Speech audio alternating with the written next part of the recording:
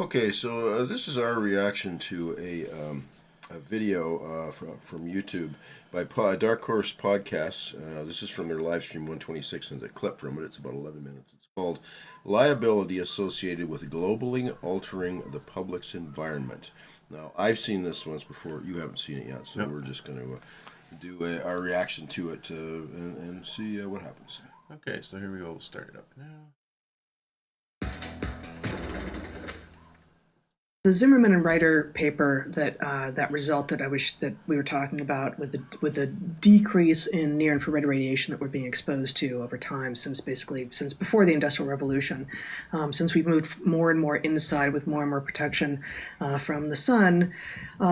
They propose what we've now already been talking about, but their hypothesis, this is published in 2019, is, I'm going to just give a little backup, is that melatonin and sunlight are linked. We know this, but melatonin comes in two forms. I've already said this, but I just want to be very sort of formal about it. Circulatory and subcellular, which have very different relationships with the sun. So the hypothesis that they propose in this 2019 paper that's published in the journal that I had never heard of before, called Melatonin Research, is circulatory melatonin is produced in response to the absence of sunlight, and subcellular melatonin is produced in response to the presence of sunlight. Okay, let's just stop it there. Okay. Now, why do I want to do a reaction to this? As they get into this, what they're really talking about, at least what I'm hearing, is a conversation that I'm starting to see is starting more and more.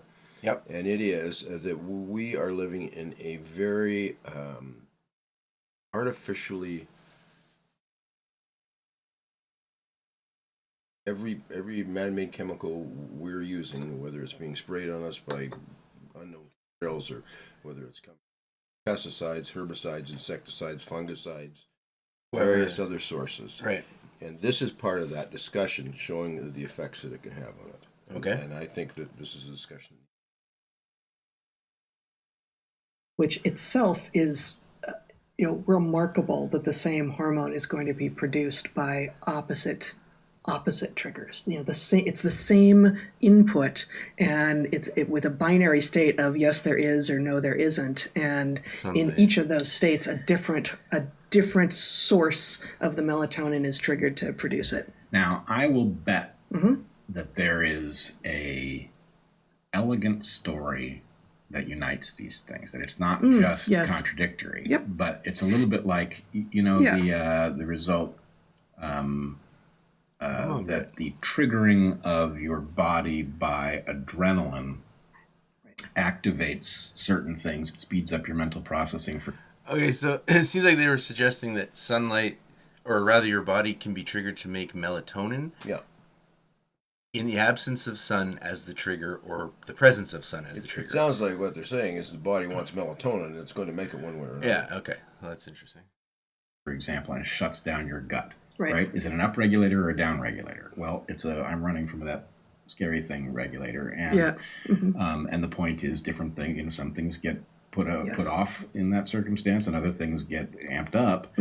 And my guess is going to be that the reason that melatonin is showing up in both places, and the reason that the pattern is inverse, is going to be one of these, like, hey, that's your awake system, and then etc. By the way, your awake system would need to know something about your sleep system, and vice versa. Right, exactly. So here's just a couple of paragraphs from near the end of this 2019 paper published. So adrenaline, they were saying, shuts down your stomach. Yeah, but it among also other speeds things. up your mental processes. Right, so right. It does various things. It basically redistributes resources in a way that I think is, I suppose, more ideal if you're trying to, for instance, run away. But it's a temporary state. Like, you can't have that. You can it's almost like it's like running nitrous in a car. You can't just run on nitrous, but you can sort of temporarily boost it. But if you kept doing it, you'd start to fall apart. You know? Well, yeah, it strains the system, and so it's an emergency response. Right. But we're getting to the point, in our society where we're in emergency response all the time over something. I see. Published in Melatonin Research, and you can show my screen if you like, Zach. Sunlight and the optical properties of our surroundings guaranteed that for millions of years, most cells in the human body, especially in children, were always exposed to predominantly near-infrared photons during the day, and for 600,000 years as groups gathered around the campfire in the evening before bedtime. This continued for the last 150 years based on the excessive amounts of near-infrared radiation emitted by incandescent bulbs. No, 50 stop years there. ago. So what they're saying is that in the past, you got both. In the daytime, you got the one. In the nighttime, you got the other. And that's critical to what they talk about next year, is how our environment is changing, so we don't get the sunlight, nor do we necessarily get the darkness that we need. Fluorescent bulbs started to eliminate near-infrared from the artificial environment, but the incandescent lights continue to provide near-infrared, especially in homes. Recent government mandates have begun a process that will, for the first time in the history of our species, eliminate most of the near-infrared exposure that once dominated. These changes are being driven by government mandates and will be universally implemented over the next couple of decades. You see, that's one of those things too. Radiation levels and stuff, like, the average person doesn't think about any of this. Not that they should, but you know what I mean? Like, I think people are going to have to start thinking. Well, they are, yeah. The government is doing all these mandates based on what? Who's giving them the authority to do this? Well, we are by default. Yeah. They don't run on these, say, hey, guess what I'm going to do in the next 2 decades? Yeah. I'm going to change your environment. They don't run on those things. Yeah. Well, anyway, okay. 90% of our time under artificial lighting and in front of displays that emit zero near-infrared, and with near-infrared blocking window treatments preventing near-infrared from entering our offices, schools, and homes, modern societies have created near-infrared caves. As figure S9 illustrates, most researchers are aware that we are eliminating night by exposing ourselves to excessive amounts of visible emission in our signage, streetlights, headlights, lighting, computer screens, and displays. Okay. What most researchers do... I wonder if computer screens give off that near red thing or not, and if that matters, and if that's better for you or not. Because they seem to sort of infer that getting at least some of that near infrared radiation is important or something. Yeah, what I hear her saying though is that when you need the darkness, you're still staying in you're still staying in the light mode or whatever. Yeah, I know what you're saying. Yeah, okay. Yeah, you never switch fully into darkness. Yeah. That's weird. I wonder why some people like myself have such a proclivity. Like, I don't like some people love just pitch black, like they're sleeping in a coffin. Yep. That drives me crazy. Just on a practical level, never mind, whatever. It's but I just, you'd think if it was so good for me, I would be. Not realize is that for the first time, 70% of the spectrum emitted by the sun through in the form of near-infrared is being eliminated from our lives during the day. And just one more thing. The other question I just have is did the governments explain? Okay, so they've mandated they're going to eliminate all this radiation exposure. Why? Did they at least give a reason? Yeah, as I said, that was my question too. Why are they doing this? I don't know. Yeah, do they even?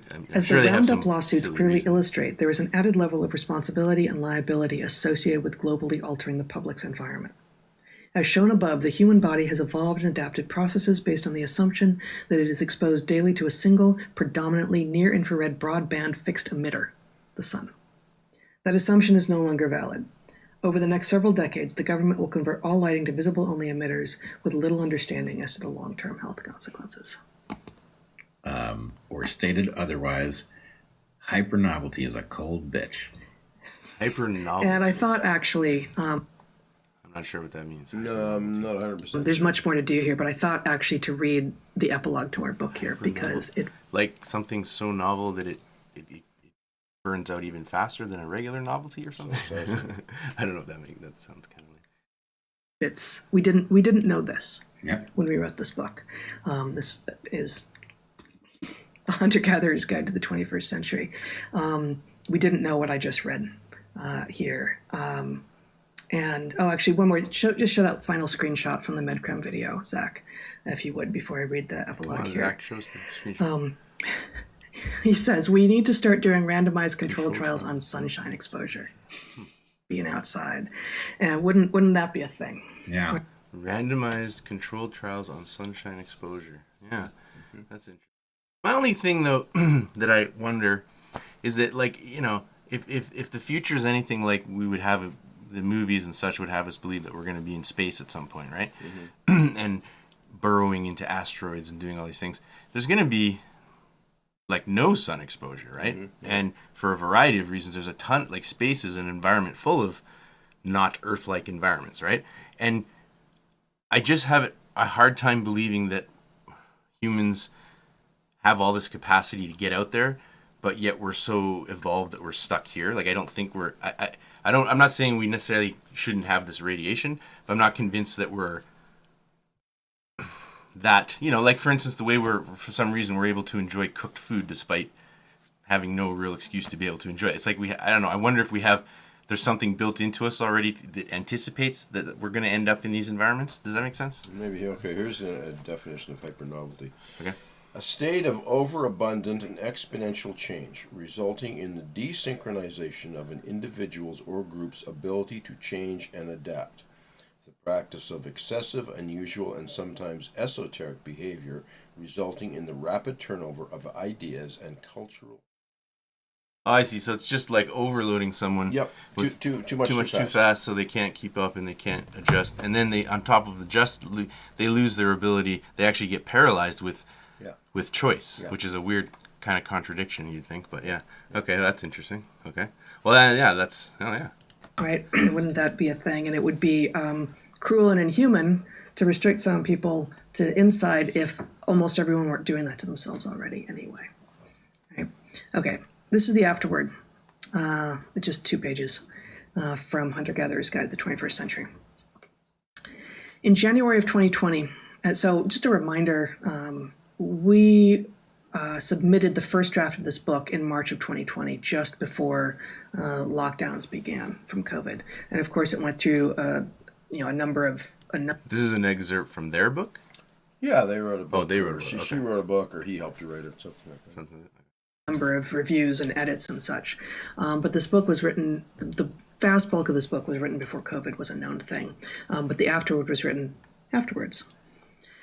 In January of 2020, we went to the Tipitini Biodiversity Station in the Ecuadorian Amazon to finish our first draft of this book. When we emerged from our isolation, as our phones came alive for the first time in 2 weeks, we were confronted with a barrage of news, mostly trivial, of which we had been blissfully unaware.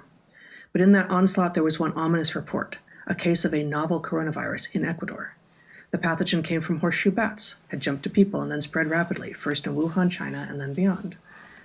As the two of us tried to make sense of these first hints of pandemic, it quickly became clear that there might be more to the story. Wuhan, we soon learned, housed a BSL-4 laboratory. It was, in fact, one of our planet's 2 main centers of research on bat-borne coronaviruses. Okay. These viruses were being studied in Wuhan and in North Carolina.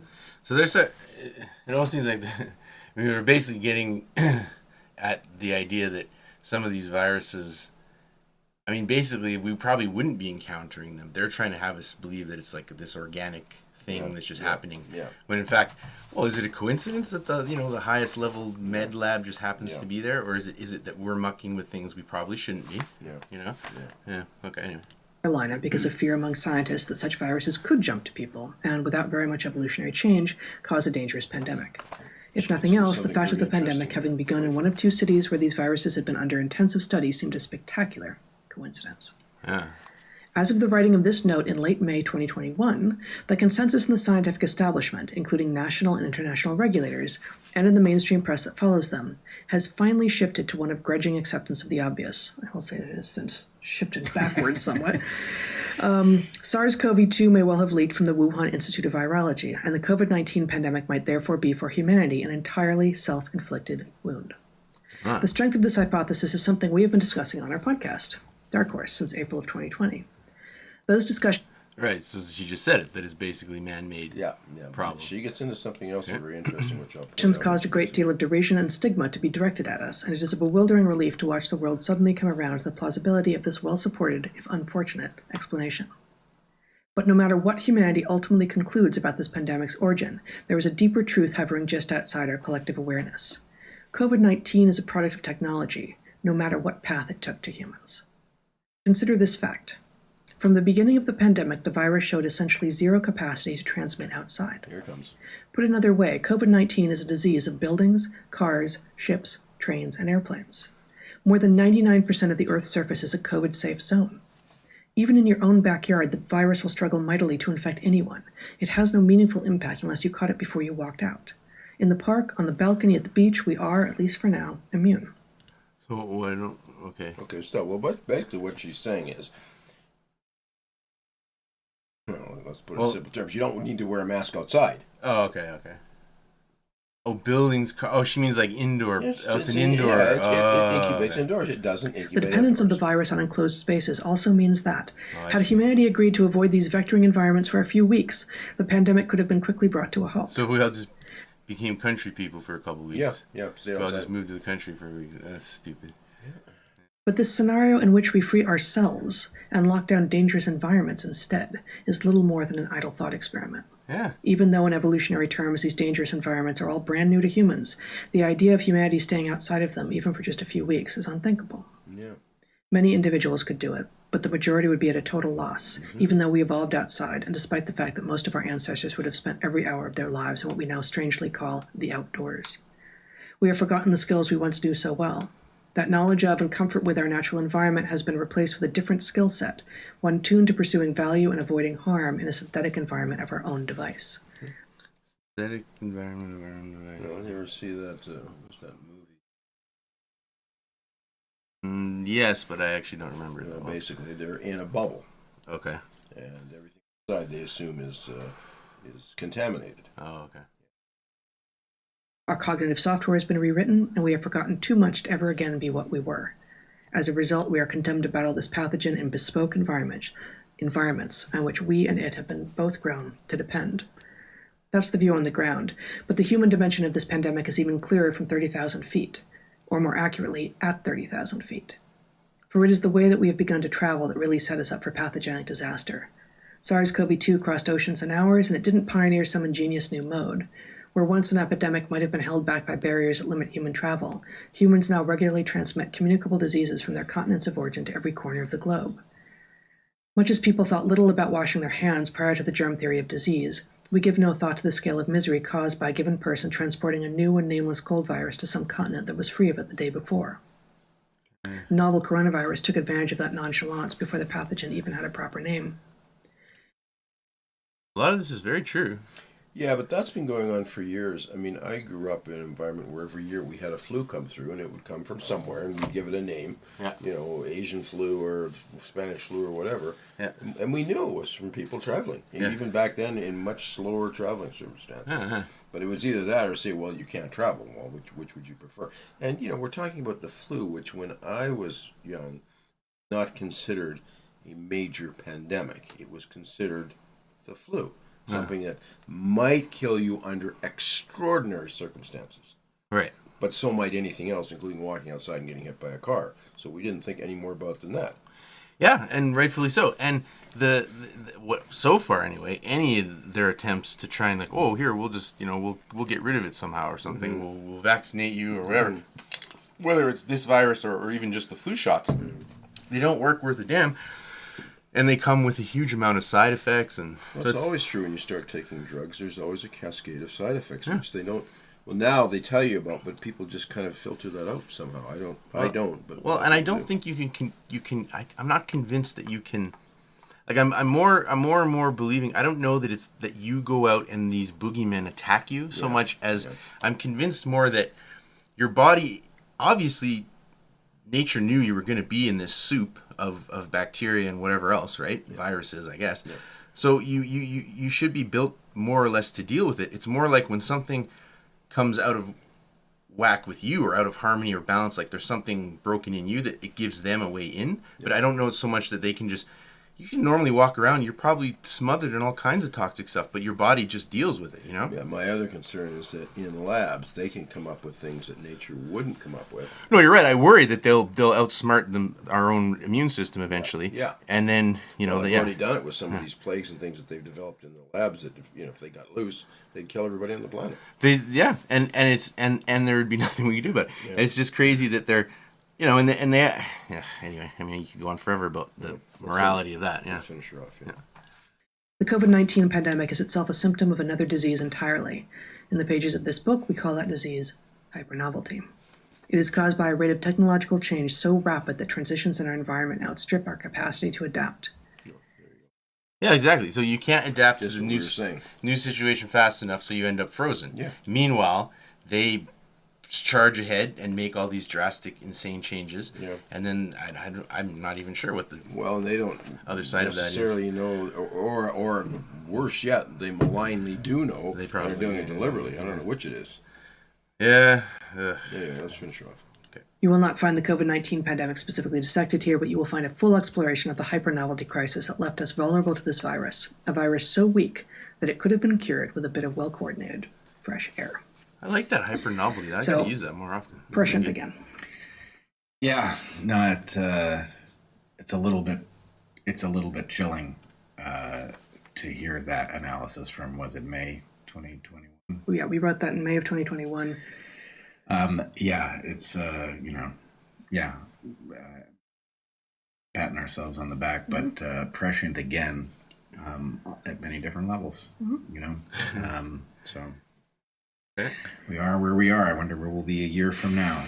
Indeed. Okay, well, that was pretty good. Yeah, especially, even if nothing else, that was worth it for the hypernovelty explanation. That explains a lot. Well, here's a coda for that. This is an article I found recently. It's called "Why It Was Easier to Be Skinny in the 1980s." You've talked about this. Why were people in older times seemed to be they were all skinny, and now there's a lot of obesity. There was a study that was in the clinical practice recently found that it's harder for adults to maintain stable the same weight as those years ago, which isn't that long ago, even in the same levels of food intake and exercise. Now, why is that? Well, firstly, people are exposed to more chemicals in the environment, and we're talking about man-made chemicals, that might be weight gain inducing. Pesticides, flame retardant substances in food packaging might all be altering our hormonal processes and tweaking the way our bodies put on and maintain weight. And they go on to talk about animal products are treated with hormones and antibodies in order to promote growth, and you eat those, and that could be changing your gut bacteria, it could be changing food and caloric intake, and this could add up over time, proliferation of artificial sweeteners and so forth. In other words, we're making this artificial environment that our bodies have never seen before and are trying to deal with. And I see. So you mean the environment is hypernovel in a sense. Yeah, exactly. And so this is part of a larger discussion. And one of the things, if you look at the title of this, which they don't really allude to, these two are good at giving you clues without actually saying what might be on their mind. Liability associated with globally altering the public's environment. I know. Hang on a second. So if you look at the recent lawsuits against Monsanto and Roundup, extrapolate that, you might see where they're